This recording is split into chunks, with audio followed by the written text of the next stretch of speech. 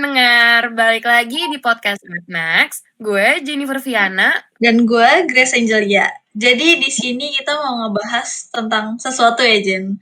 Hal yang menentukan kesuksesan seorang desainer interior.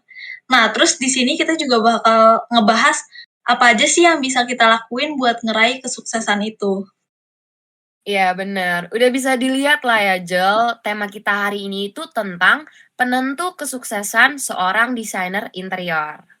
Betul banget. Nah, ngomong-ngomong nih Jen, kalau yang gue dengar-dengar, Koko yang mau kita ajak ngobrol ini sekarang lagi S2 di Inggris ya kalau nggak salah. Widih, bener dong. Terus pas lulus nilainya tinggi banget loh, 3,97, bayangin. 3,97 itu termasuk tinggi loh ya buat jurusan desain interior kayak kita. Susah loh dapetinnya. Iya makanya kan tugasnya aja numpuk, dikejar deadline, nilainya harus bagus. Terus kumpul tugas juga nggak boleh telat kan? Gimana nggak pusing coba? Ya itu kayak tekanan banget sebenarnya ya. Nggak usah ditanya lagi lah ya. Nah, Iya, malah kita yang kasihkan ngobrol nih Jen. Kita panggil dulu lah pokoknya biar ngobrol bareng-bareng nih bertiga. oke. Langsung aja kita panggil Ko Sebastian Demus. Halo Guys, Ko. halo, apa kabar semua? Ini masih pada online ya, perkuliahan, bener gak? Iya nih. Masih. Si online ya, oke, good. Udah pada vaksin belum? Aku udah. Udah dong 2 kali. Udah 2 kali ya. Vaksin juga. Ko Sebastian gimana nih kabarnya? Baik, luar biasa. Iya, gue so far so good sih. Ya, apa ya? Iya di sini sih oke lah. Maksud gue kabar gue baik, tetap masih bisa berkarya. Udah gitu aja sih. Aku penasaran berarti Ko Sebastian masih di Inggris ya? Betul. Kebetulan gue sekarang kesibukan gue, jadi kemarin itu udah lulus. Karena kalau S2 di sini tuh nggak terlalu lama sih. Kayaknya malah lamaan di Indonesia kayaknya. 2 tahun kan, kalau di sini cuma 1 tahun. Terus gue sekarang gue kerja di Gensler Europe, tapi gue tetap di still in Birmingham base. So sebenarnya ya new life juga dibilang new life ya, oke, new life juga sih sebenarnya. Jadi hari-hari itu kadang-kadang lumayan bingung juga karena walaupun gue udah ada terbelakang experience juga sebelumnya di Jakarta, tapi udah gitu take masters, tapi tetaplah tiap kali pindah ke kolam baru, gue kerja di sini kayak semuanya sebenarnya restart lagi dari zero sebenarnya. Karena ya walaupun ya gue udah ada background, udah ngerti sampai bahkan yang maksud gue project yang gue kerjain di Jakarta tuh project real maksudnya ya. Jadi kita bangun dari 0 sampai 100, tetap beda aja di sini gitu. Iya. Oh, keren juga ya. Oke, kita langsung masuk topik aja deh ya, Ko. Oke, good. Kan yang mau kita bahas juga tentang penentu kesuksesan seorang desainer interior. Nah, kita kan mahasiswa pasti pengen dong jadi sukses kan. Siapa sih yang nggak mau kan? Kalau menurut Ko Sebastian tuh definisi sukses kayak gimana? Harus banggain orang tua kah? Atau hasilin duit sendiri? Atau harus ada bisnis sendiri gitu? Definisi sukses ya.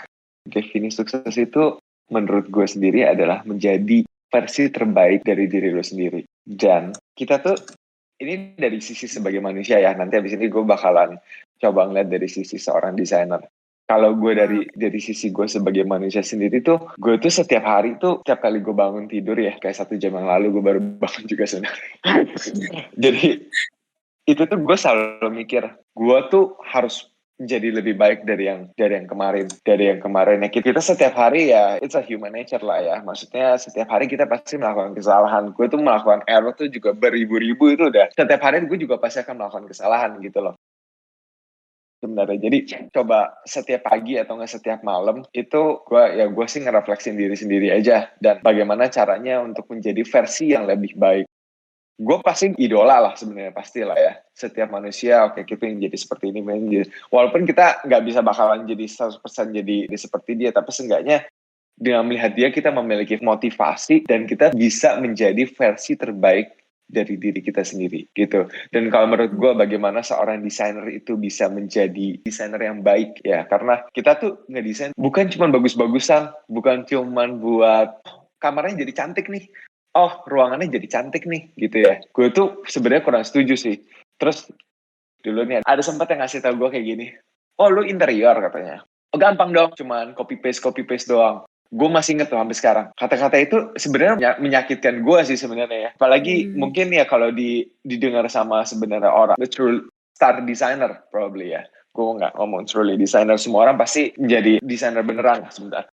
Itu gue lumayan sakit hati sih sebenarnya pas dibilang, oh cuma copy paste doang, gampang dong lo kerjaan lo gitu ya. Menurut gue interior tuh kalau emang semuanya gampang, semua orang bisa jadi desainer, semua orang bisa menjadi star designer kayaknya. Tapi menurut gue desain tuh nggak sesimpel itu. Kita tuh merancang sebuah ruang, itu menurut gue tuh punya poin tersendiri gitu. Gue punya tujuan gue tersendiri. Ruang yang gue buat itu bakalan affect our humanity. Ngerti ya? Jadi ini gak sebuah cantik-cantikan doang, tapi ini tuh proses kita untuk berpikir, tau gak sih sebenarnya bagaimana kita memecahkan masalah ruang. Dari layout aja kita udah bisa lihat kalau layout ini emang enak dari atas, itu pasti nanti jatuhnya juga bagus. Tapi ya yang kita lihat kadang-kadang sekarang orang maunya apa ya, nggak mau pusing, nggak mau itu, jadi maunya cepat doang lagi. Sebenarnya ya itu semua itu adalah proses gitu. Interior tuh sebenarnya sebuah proses berpikir dan kalian pasti akan menginterogasi tempatnya, existing place-nya maksudnya. Maksud gue, menginterogasi dari si kliennya, apalagi kalau itu klien itu sebuah company, kalian harus tahu dari cultural identity-nya, cultural brand identity, brandscape-nya. Ya, dari itu semua gitu loh. Bagaimana cara kita mengekspresikan dia dengan kita tambahin juga sentuhan-sentuhan dari historical kita kali mungkin ya. Jadi nanti dari perpaduan dari klien dan si desainer itu yang menjadi sebuah desain yang baik gitu loh. Dari gue sih gitu.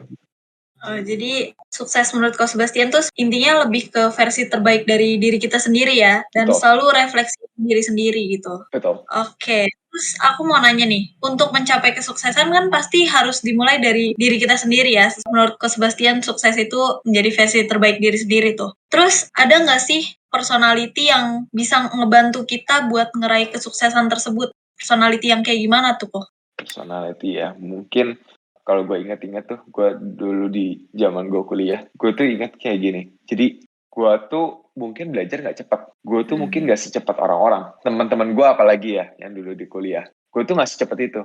Yang bisa gue lakuin, dan ini masih gue pegang nih sampai sekarang. Gue itu bisa punya semangat juang tinggi.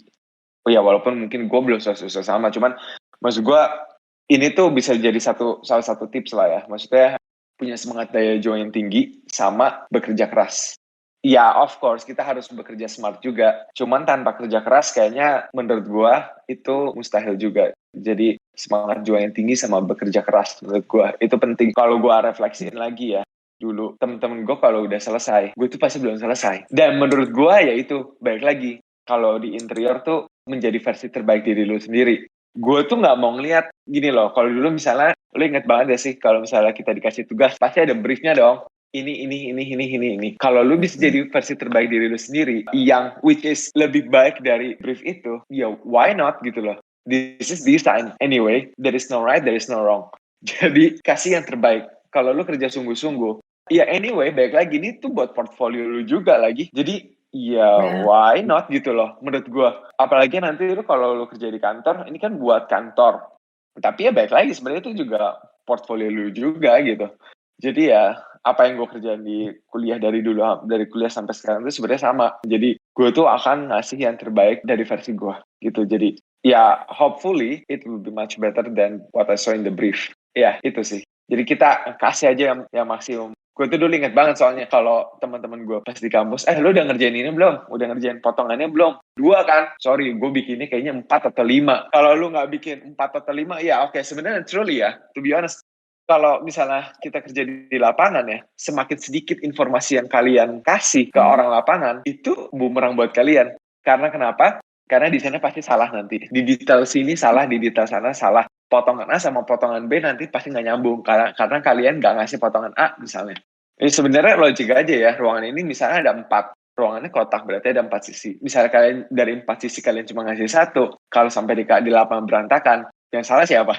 Yang salah pasti yang gambar, karena 3 sisinya nggak dikasih. Jadi menurut gue sendiri, gue dari pas kuliah, gue coba membayangkan ini tuh sebuah proyek yang real. Nanti kalau gue seandainya beneran jadi desainer setelah gue BA ini, itu kayak gimana gitu loh. Jadi gue ngasih yang terbaik, dan yang kebetulan yang gue kasih itu memang lebih baik daripada brief di saat itu, at that moment. Dah gitu.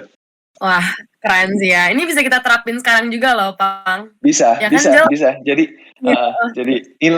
nilai 100 itu barnya itu kalian sendiri yang bikin. Menurut gue, ini tuh berlaku sampai untuk master loh, kayaknya menurut gue.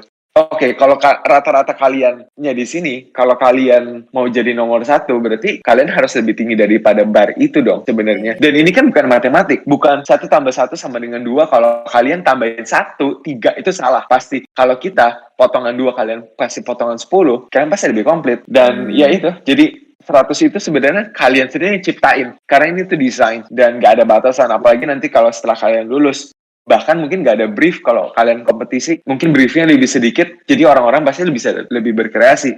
Jadi kalau emang kalian gak mau berpikir lebih tis, mungkin kalian bisa kalah dari yang lain. Begitu menurut gue. Oke. Jadi tadi juga yang awal kayak Ko Sebastian bilang harus punya semangat juang yang tinggi, terus bekerja keras, kasih yang terbaik. Terus yang tadi benar-benar catchy itu kayak Ko Sebastian sampai bilang there is no right, there is no wrong gitu kan. Iya. Keren sih kok. Terus kok kalau misalnya dihubung-hubungin sama kesuksesan nih ya, pasti semua orang punya goals dong. Ya nggak sih, Jel? Lu punya kan, Jel? Punya lah, punya. Nah, kalau misalnya goals Koko sendiri sejak mahasiswa tuh apa kok? Goals gue sendiri ya.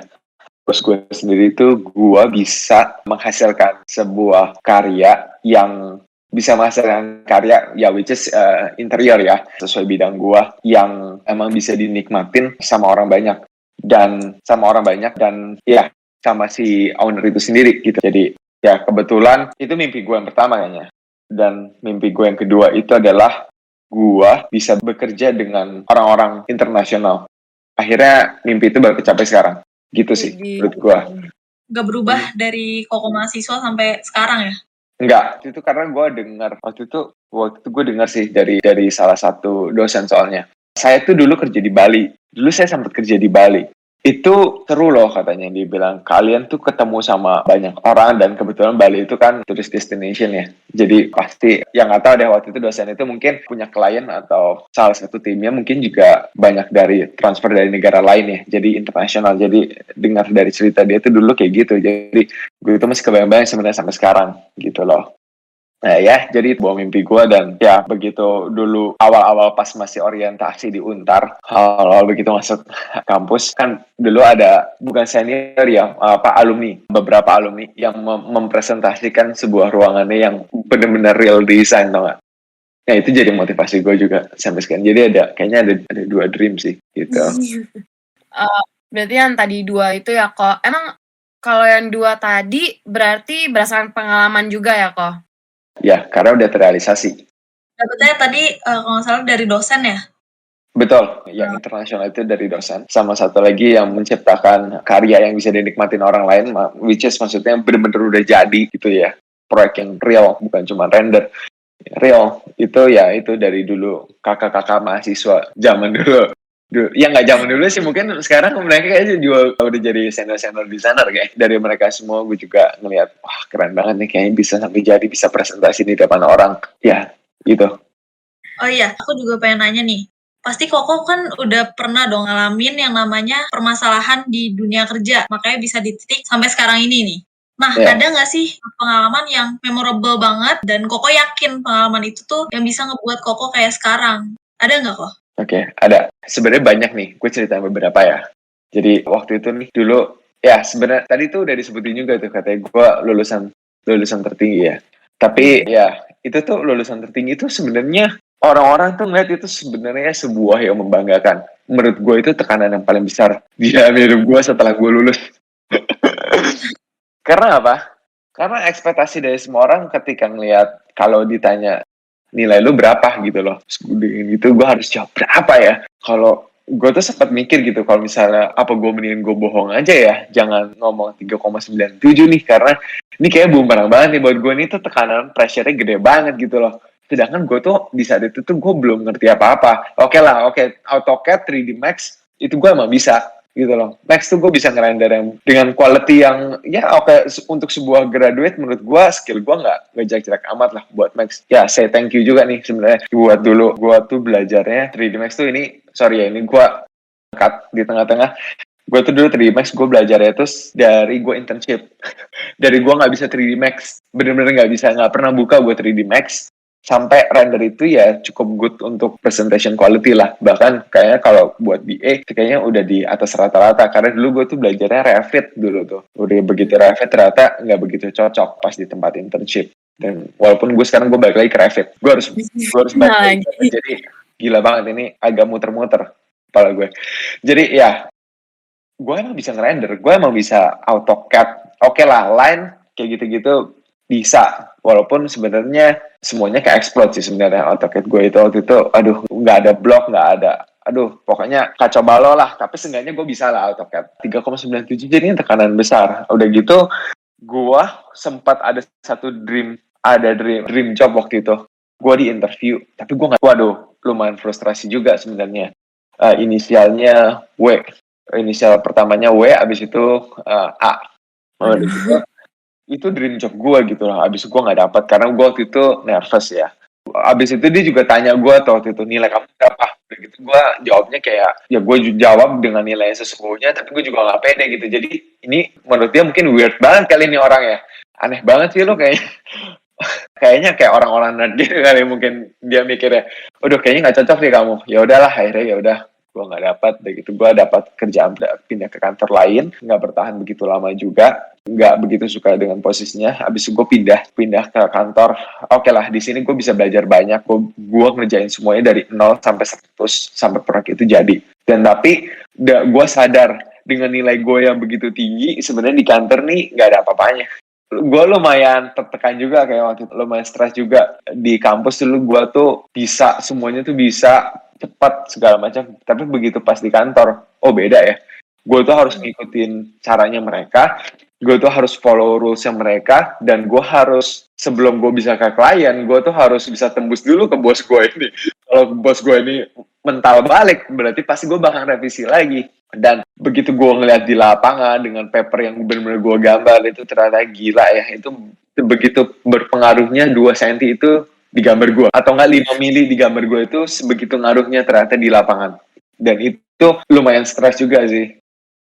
Ya, itu tantangan pertama ya. Jadi itu yang membekas banget tuh di kepala gue sampai sekarang, yang udah gue lewatin. Terus udah gitu ada pengalaman lagi juga yang gue gak pernah terlupakan, yaitu dari tadi yang dari 2 cm sama 5 cm itu, lemarinya ternyata udah dikirim ke lapangan, dan itu bedanya 5 cm ada gap segini. Gue gak tahu sih itu siapa yang harus ganti sebenarnya. Jadi gue dari situ gue inget banget, itu pengalaman yang terstupid gue kayaknya. Jadi lain kali, next time tuh kayaknya gue harus nulisnya gak boleh nulis angka. Karena gue bingung juga waktu itu pas gue bikin gambarnya itu angkanya ganjil. Aneh banget gitu, karena gue dapat layout ini kan dari developer. Mungkin juga nggak pas, dan mereka kan bakalan ngasih lagi di lapangan, dindingnya itu kan, tukangnya itu kan juga nggak bisa ngepasin sesuai gambar banget. Jadi pasti apa yang digambar mungkin nggak presisi banget lah sama di lapangan, dan itu gue menggunakan angka itu gitu loh. Gue ngukur di lapangan dan kayaknya gue buletin sih angkanya, salah gue juga waktu itu, gue buletin dan gue tulis di situ angkanya. Gue lupa kayak dalam sentim, nggak deh, dalam milimeter gue selalu waktu itu. Ya, udah gitu salah ternyata. Angkanya aneh gitu, 15, 8, 3, sekian gitu. Jadi mati deh, gila. Aneh banget, dan salah lagi di lapangan.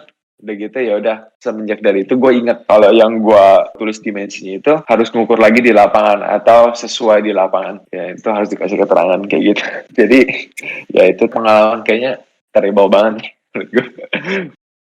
Oh, tapi masih banyak yang lain gitu ya, kok pasti yang memorable gitu ya. Memorable ya, banyak lah kayaknya. Tapi juga pas sebenarnya memorable. Dan ternyata dari mahasiswa ke lapangan gitu, kerjaan jadi beda banget ya.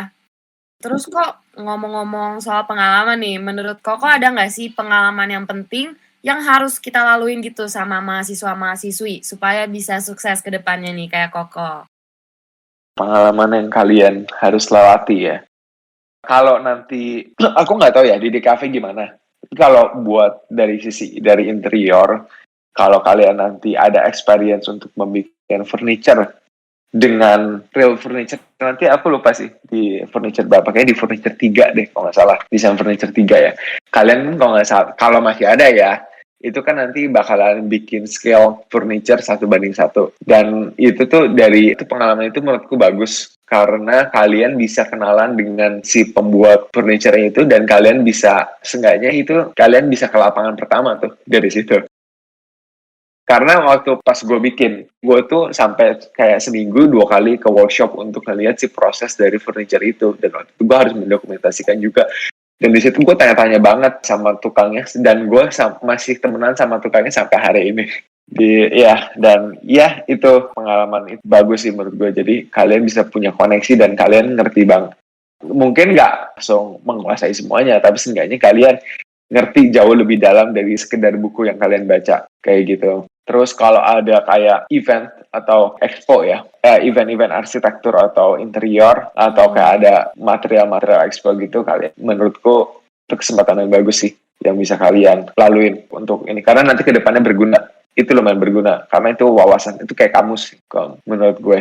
Tapi kalau dari kalian sendiri, kalau misalnya di kampus, maksud gue di kelas, kalian itu pengalaman yang sebenarnya menurut gue itu pengalaman yang nggak bisa dibeli juga sih sebenarnya. Karena kalau di kampus tuh kita benar-benar ini kan maksudnya ya bisa saling bantu lah ya. Kadang-kadang kalau di kantor nanti beda lagi. Ya pasti ada yang bantu juga, cuman nggak akan seseru di kampus kayaknya gitu. Dan kalian di kampus kan benar-benar saling membantu kan saling. Kalau satu begadang, yang satu pasti juga oke lah kita begadang bareng-bareng gitu kan. Karena kalau di kantor ya lo begadang ya gue pulang, gak ada yang mau nungguin lagi kayak gitu. Ya tergantung sih kadang-kadang kalau misalnya kerja tim ya biasanya satu tim itu lembur juga gitu. Ya gitu sih palingan. Oke deh. Kan dari tadi kita udah ajak Koko flashback gitu lah ya. Nah sekarang kita mau nanya nih, aku penasaran sih, awal-awal Koko pengen masuk desain interior tuh sebenarnya karena apa kok? Karena kan siapa tahu kayak Jennifer nih, dia suka main The Sims. Oh, main The Sims. Gue juga dulu main tuh. Asik kan, terus jadi suka interior. Lama banget ya. Tapi ya sebenarnya menurut gue, pikir-pikir itu lumayan mempengaruhi gue juga lah sebenarnya. Mempengaruhi alam bawah sadar gue sebenarnya kayaknya dari permainan itu. Lu dulu pada main Sims yang berapa? Berapa ya? 3. Aku masih 2. Gue tuh dulu kalau nggak salah yang Sims on the vacation, tau nggak? Yang mana ya? Banyak soalnya. Jadul banget. Gue dulu kalau nggak salah, gue inget banget. Dulu gue pakai Pentium 3 apa pakai Pentium 4 ya. Dan itu gara-gara game itu gue harus upgrading lah gitu loh. Akhirnya sampai gue bawa komputernya tuh ke tempat komputer buat upgrade supaya gue bisa install Sims yang itu gitu. Tapi ya itu kayaknya itu ya benar sih sebenarnya mempengaruhi alam dari. Baik ke pertanyaan tadi dari mana ya tadi ya? Dari bagaimana gue bisa jadi kepingin masuk interior design kan? Iya, kenapa gitu? I think itu kayaknya from I was a kid kayaknya. Gue tuh lumayan cukup penasaran sih bagaimana sebuah different people itu bakalan behave differently in a different space. Itu yang bikin gue penasaran. Ya, dan gue tuh dulu kayaknya lumayan cukup senang mengatur tata letak apa ya. Bukan tata letak ruang sih sebenarnya ya barang-barang gue tuh pokoknya sukanya tuh organize aja dulu. Kayaknya sih ada bawaan dari situ juga. Dan gue lumayan cukup penasaran orang itu pasti berperilaku di tempat yang berbeda. Kalau gue lihat ya. Kalau dari gue ingat, kalau orang yang di ruangan ini kok lebih ramah, lebih baik. Kalau yang misalnya yang di ruangan yang kayak begitu yang jelek atau yang tempat yang menyeramkan ya orang-orangnya juga kayak gitu. Orang-orangnya juga ikutan gila juga, ngerti gak? Jadi lumayan menarik perhatian gue nih kayak gitu dulu sebenarnya. Terus ya itu, dan abis itu ya dulu banget gue juga main The Sims, itu kayaknya juga mempengaruhi alam bawah sadar gue sebenarnya, kayak gitu sih. Keren ya. Berarti aku mau nanya juga, selama Koko belajar desain interior tuh ada nggak sih role model Koko nih yang menginspirasi banget dan Koko look up to gitu? Ada nggak orangnya dan kenapa orang itu? Menurut gue pasti ada lah ya. Gue punya hero-hero interior ataupun arsitektur yang gue suka. Banyak sebenarnya, tapi gue bakalan coba sebutin 1 atau 2 ya. Gue tuh suka banget sama Afroko kalau buat interior. Ini gue sambil ngeliat buku gue, sorry. Afroko sama Nerian Hu mungkin. Kenapa dari 2 orang itu? Karena menurut gue kalau ketika mereka mendesain itu ya itu baik lagi. Gak cuma bagus-bagusan. Tapi mereka itu kalau ngedesain itu dengan... Ini mungkin kelihatannya klise ya. Research dulu. Tapi research itu juga sebenarnya itu mereka benar-benar ngelakuin itu ya bukan research dalam arti penelitian, benar-benar kayak kita tuh nge-research pakai data atau pakai skripsi atau segala macam, ya enggak sih sebenarnya. Mereka research itu lebih dari proses mereka berpikir bagaimana kenapa harus menghasilin desain ini, pasti ada alasannya kan, ada latar belakangnya, dan sebenarnya itu yang gue suka gitu loh. Jadi desain itu nggak cuma copy paste dan copy paste ya, kalau orang Indo bilangnya, kalau kita biasa ngomongnya copy paste, dan gue suka mereka itu karena mereka ada researchnya. Jadi mereka tuh deep banget kalau mendesain sesuatu itu deep juga gitu loh. Jadi ada cultural identity-nya dari daerah yang mereka desain. Misalnya ya berkata mungkin di Jogja mereka juga terapin elemen itu, tapi ya juga nggak norak juga gitu loh. Jadi emang mereka bisa mengkomposisikan itu dan mengkombinasikan itu dengan baik. Ya sekali lagi itu klise kelihatannya research, tapi ya itu benar apa adanya gitu loh. Dengan adanya research, desain itu menjadi make sense dan beda dari yang lain gitu. Itu bukan desain kemarin yang diulang-ulang yang ada di tempat itu terus tinggal di copy paste, diubah sedikit-sedikit. Enggak kayak gitu sih sebenarnya. Oh, oke. Kalau misalnya, kan tadi kan kata Koko juga kan, research tuh malah buat desain jadi lebih make sense gitu kan. Terus habis itu dari cara role model yang Koko sukain itu juga proses mereka berpikirnya keren banget. Iya. Nah, terus kok kita kan pasti kan pernah mikirin desain banyak kan, research banyak. Nah, kita tuh sebagai mahasiswa-mahasiswi pasti pernah ngalamin yang namanya creativity block gitu kan. Atau mampet di desainnya kan. Nah, kalau misalnya Ko Sebastian gimana tuh cara mengatasinya? One thing that you guys have to know, desain itu nggak pernah berhenti, ya kan? Itu sebenarnya desain itu terus berkembang. Even nanti setelah kalian lulus, setelah kalian S2, setelah kalian S3, atau mungkin kita semua udah tua kali ya. Tapi ya gitu, desain itu sebenarnya terus berkembang. Bagaimana cara ngatasinnya? Event itu penting tadi. Material expo gitu-gitu tuh penting. Jadi apa itu tuh kalian kayak right click in the mouse and then refresh. Itu kayak gitu sebenarnya. Terus buku. Gue nggak tahu sih ya, kalau mungkin aku tuh lumayan cukup seneng sama buku sama majalah, dan itu penting menurutku untuk mencegah kita supaya boring. Ya, dan blog website kali ya, Design Boom, segala macam. Jadi wawasan kalian tuh bakalan jauh daripada itu. Kalau kalian baik gini, kalau semakin banyak resources kalian, pasti desain kalian menurutku akan semakin baik daripada ya itu. Kalau cuma klik Google, ya emang sih kita ya pasti search engine Google lah ya. Cuman kalau kalian atau Pinterest, cuman kalau kalian cuma berputar-putar seputar itu doang, mereka mungkin nampilin banyak, cuman kualitinya kurang. Dan mereka paling nampilinnya cuma satu, jadi nggak bisa kita baca juga proyek ini tuh tentang apa, jadi nggak deep, ngerti nggak sih? Jadi ya bagusnya ya itu tadi, cariin referensi website-nya yang bagus, Design, Art Daily, Design Boom, apalagi ya banyak kan. Nah, terus kalian biasanya bookmarkin di browser, di Google Chrome, jadi gampang. Udah gitu buku, majalah, itu menurutku penting sih. Majalah apalagi ya, karena majalah, kalau buku ya itulah buku-buku dari superhero, arsitek atau interior yang gua suka. Kalau majalah itu penting buat apa sih yang terbaru. Mereka kan pasti banyak tuh ngasih iklan. Majalah kan pasti banyak iklannya kan. Ada iklan batap, ada iklan sanitary, terus nanti ada lagi iklan fabric. Begitu ya bagus-bagus semua lagi gambarnya juga. Jadi ya itu loh. Jadi gua update itu dari situ gitu loh. Ada dekor, apalagi ya banyak lah majalah kayaknya, wallpaper segala macamnya banyak. Kayak di sini gue juga ada nih majalah. Banyak ya.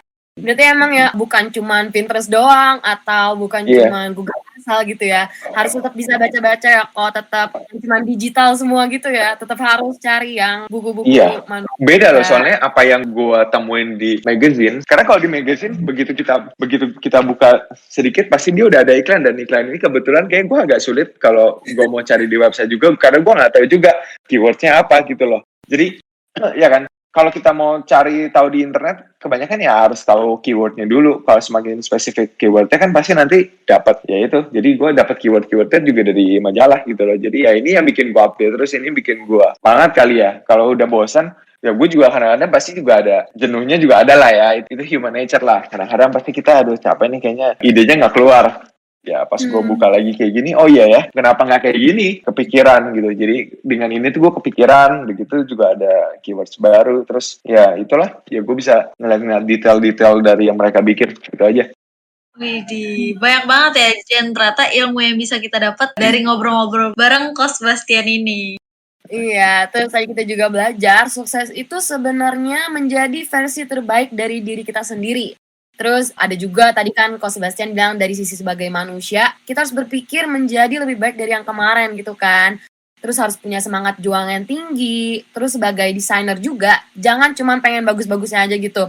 Jangan cuma asal copy paste. Tapi emang desainer interior tuh nggak cuma copy paste kan. Itu lebih dari hal-hal tuh. Terus kita juga, tadi aku simpulin, Coach Sebastian juga bilang kita harus punya tujuan sendiri gitu kan. Karena sebagai desainer interior, pasti apapun yang kita buat bakal affect humanity. Terus kita juga harus punya goals yang matang dan kemauan yang matang. Betul. Nah, perbanyak referensi juga sebenarnya perlu ya bagi seorang desainer tuh. Kadang kan kita suka dikasih deadline yang mepet, terus bawaannya kan jadi stres duluan ya karena nggak ada ide kan. Nah, dari referensi itu tuh sebenarnya berguna biar kalau misalnya dikasih tugas tiba-tiba, kita langsung udah tahu nih, wah kita mau bikin ini gitu. Iya benar-benar bisa jadi salah satu tips gitu ya dari Ko Sebastian tadi. Nah, terakhir nih sebelum menutup podcastnya, Ko Sebastian ada nggak kata-kata atau apapun deh yang mau disampaikan ke para pendengar hari ini? Waduh, apa ya? Ya itu, jangan cepat menyerah. Ya sekali lagi jadi versi terbaik kalian sendiri karena bari yang terbaik itu adalah kalian menciptakan. Ya, ini kayaknya berlaku untuk semua mungkin desain kali ya. Gue bisa bilang desain kali ya kayaknya. Desain komunikasi visual, fashion design, atau interior design, architecture. Ya, mungkin itu kali yang bisa gue sampaikan. Singkat banget, cuman ya yang ada di kepala gue spontan tuh itu. Jangan pernah menyerah dan jadi yang terbaik. Kasih yang terbaik juga, pasti. Ya, kita jadiin bookmark, catat tuh Jel ya. Ingat, jangan menyerah dan jadi versi terbaik dari diri sendiri. Oke, segitu dulu podcast dari kita hari ini. Iya, segitu dulu aja bincang-bincang kita bareng Ko Sebastian. Makasih banyak buat semuanya yang udah denger dan makasih juga buat Ko Sebastian yang udah nyempetin ngobrol-ngobrol sama kita nih dan udah ngasih ilmu yang bermanfaat buat kita semua. Yes, no nah, problem. buat semuanya, kita mau ingetin jangan lupa di like, comment, share, dan subscribe YouTube Artmax Magazine. Terus dinyalain juga tuh loncengnya biar kalian bisa tahu updatean selanjutnya dari Artmax. Ya, terus kalian juga harus follow Spotify Artmax yang isinya podcast-podcast yang bermanfaat nih kayak sekarang. Karena kalian gak bakal rugi jadi pendengar Artmax Podcast. Nah, jangan lupa juga nih buat follow Instagramnya Ko Sebastian pastinya. Kalau mau tanya-tanya lebih lanjut atau kalian mau lihat hasil karyanya Ko Sebastian juga. Oke, thank you. Sebastian Demus itu sama deh sama nama asli gue. Jadi ya ada kok kalau ketik di Instagram, ketik di Behance. Langsung di search aja ya @sebastiandemus. Thank you ya promosinya guys. OTW follow. Oke. Nah kan dari tadi itu kita udah ngobrol-ngobrol dan ternyata nggak kerasa kita harus selesain. Oke, kita sampai di sini aja. Aku Grace Angelia. Dan aku Jennifer Viana memohon maaf apabila ada salah kata yang disengaja maupun tidak disengaja. Stay safe, stay healthy. See you guys on the next podcast. Bye-bye. Bye.